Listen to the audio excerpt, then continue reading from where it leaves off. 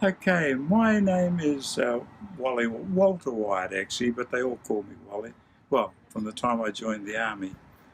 I joined the New Zealand K-Force, which 16th Field Regiment, which was an artillery regiment, of course, and went to Korea from 1951 to 1954.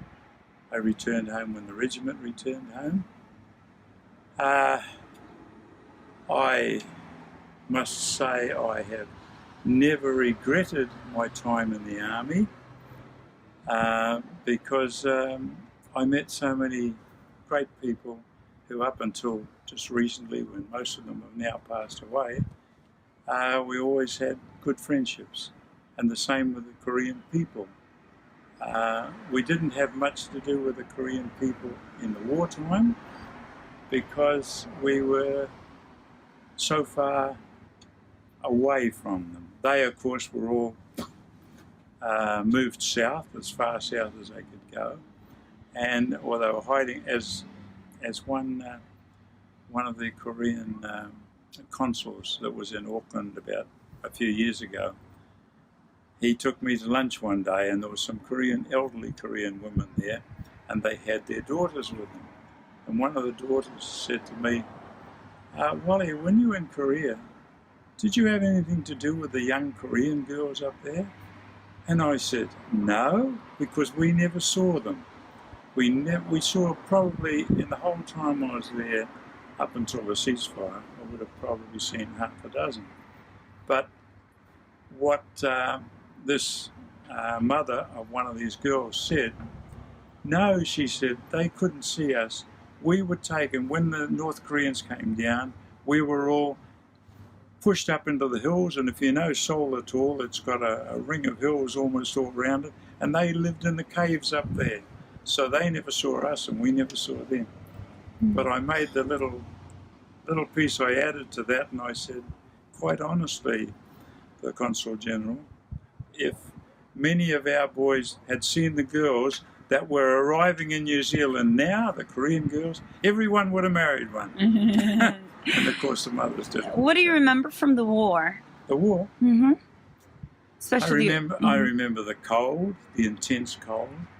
I remember the heat in the summer, and I remember the noise from, of course, with artillery. Boom, boom, boom. Artillery guns all the time. What year were you? When were you there? From when to when? From 51 to 54. It finished in 53, but we had to stay. We signed on for a second term. But Normally, New Zealanders were expected to do no more than 18 months. Most of them only did 12 months. But after the ceasefire in 53, it became very hard to get replacements. So the strength went down, down, down. So they asked a lot of us to sign on for another 12 months, and that's what we did. Yeah. Wow. Yeah. So and how old were you? I was almost 22 when I joined up, because we weren't allowed to go overseas until we were 21. That was a restriction with the army, and I would then just probably 22 and a half. That's and so yeah. And most New Zealanders were older than other soldiers because other soldiers were in their, teens. Yeah, there was a lot of teenage ones. Yeah. Well, I was 89 2 days ago. Happy birthday! So my birthday is in 2 days. Oh, we're both Taurus. Mine was the 23rd. Mine's 27th. Well. What do you? So, I know there. In total, maybe about 5,000 served, and then right. The best estimate that is given now, because that 5,000 odd could be individual ones, but people like myself, there's probably at least a couple of hundred of them that signed on for the further 12 months. So what they relate to is that basically 6,100 or something served in Korea, but that was because of those of us that did 2 tours. Yeah. But luckily, not too many compared to other forces died. Well, I think it's 40.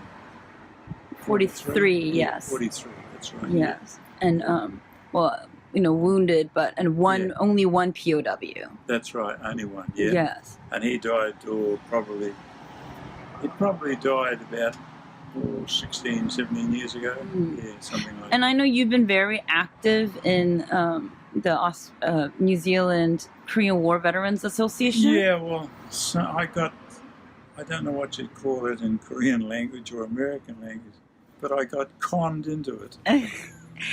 How About many are 20 there now? 29 years ago, I got conned into being treasurer. Okay. And I'm still treasurer because I don't finish for about another 2 months. Oh. I'm the last person. Well, what happened to the national? And I know the national. That's a national body, a national association. The Auckland branch is still going, Okay. and I belong to that. Yeah.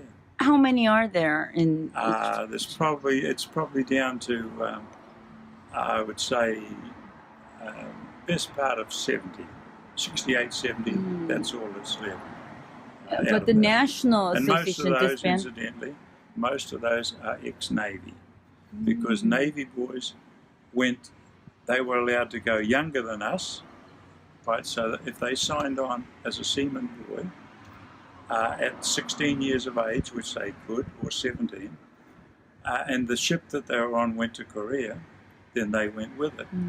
But we weren't allowed to even think about going overseas until we were 21. Because you were part of the army. Part of the army, yeah, that's just the K Force. Yeah, K. And K Force are all 16th volunteers. Field Regiment. All volunteers. Well, 99% volunteers. Except for the officers. It wasn't the officers. It was one or two specialist people. In other words, a field gun had a specialist called an artificer, and he was responsible for keeping that repaired. And he was, because of that, he could go. They had to have a limited number of them, one for each battery, so they would have needed at least 12 of them. Yeah, 6 of them. Have you been back to Korea? I've been lucky because I've been back 4 times. The first time was 1984, yeah, and the last time was 3 years ago. And I was supposed to go to 2 more, but they wouldn't let me go because the New Zealand government suddenly brought in a restriction that you had to have full medical insurance, and I couldn't get medical insurance for some reason.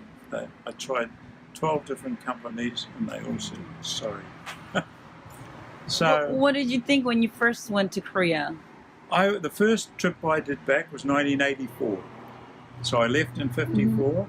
30 years later, 1984, we went back. That was the first trip from New Zealand that went back, that returned. And there was 21 of us on the trip. That included a couple of wives, but it wasn't my wife because she said no, it was for veterans. So if I go, one veteran can't go, so she stayed. But yeah. It was, I couldn't believe the changes, because when we left, when we got on the train at Doc John, I think, yeah, from memory, and headed down to Busan to catch the boat to Busan, and the train was chock-a-block. And when you looked around, there was nothing. There was 2 or 3 buildings, small buildings in Seoul. That's all it was. Nothing else. Everything had been wiped. But things like the American PX was doing a good trade in the middle of Seoul. Yeah. But it was so different when you went back. It was so different. The first trip back, and wow, it had made huge. Pardon me, huge. My trouble is I can't even think properly now. The changes were absolutely unbelievable. Yeah. And 30 years since, in 2014. Yeah. In 2001, I did a trip up, which just included. That was put on by the Busan, metropolitan city of Busan, and the mayor and all his councils paid for it all. And my wife came on that, the only trip she did back. But she was very regretful when she got home. She said, I should have taken those other opportunities earlier, but she didn't. Yeah. Well, I'm so glad you got to see the changes and the contributions that you made. Look at the Lottie Tower, which is just about to open this month. You know, last time I went up, 3.5 years ago, the Lottie Tower was just below ground. They just finished the base part of it. Yeah, and I saw a bit how it was opening this. Again, I hope you're very proud because that was part of what you just fought for. Well, I tell you what, as I said earlier, I never regret 1 minute signing on to go to Korea as a volunteer. Yeah. Thank you so much. Thank you. I have met so many Korean people in New Zealand.